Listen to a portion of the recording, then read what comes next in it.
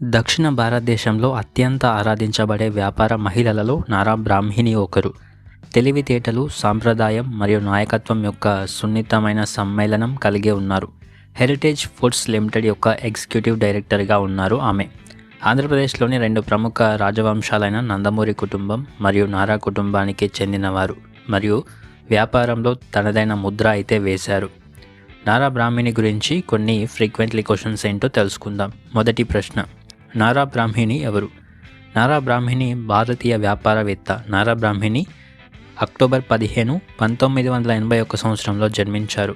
భారతదేశంలోని అతిపెద్ద ప్రైవేట్ రంగ పాల సంస్థలలో ఒకరైన హెరిటేజ్ ఫుడ్స్ లిమిటెడ్కు నాయకత్వం వహిస్తున్న భారతీయ వ్యాపారవేత్త, తెలివైన వ్యూహకర్త మరియు వ్యాపారవేత్త కూడా.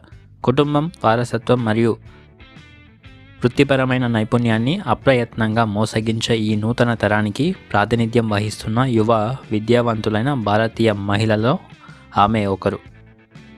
తన కార్పొరేట్ హోదాతో పాటు మహిళా సాధికారత మరియు గ్రామీణాభివృద్ధితో పాటు ఆధునిక స్థిరమైన పాల ఉత్పత్తులు మరియు పద్ధతులకు బ్రాహ్మిణి చాలా ప్రసిద్ధి అయితే చెందారు.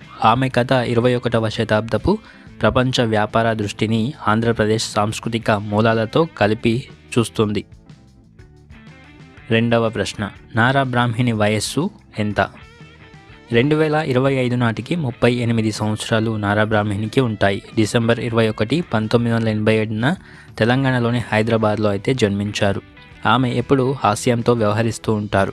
పిల్లలను పెంచడంతో పాటు అనేక బాధ్యతలు కూడా కలిగి ఉన్న కెరీర్ మహిళ కాబట్టి ఆమె యవ్వన స్ఫూర్తిని మరియు ప్రశాంతతను తన సమతుల్యతతో మరియు ప్రవర్తనలో నిలుపుకుంటూ ఉంటారు.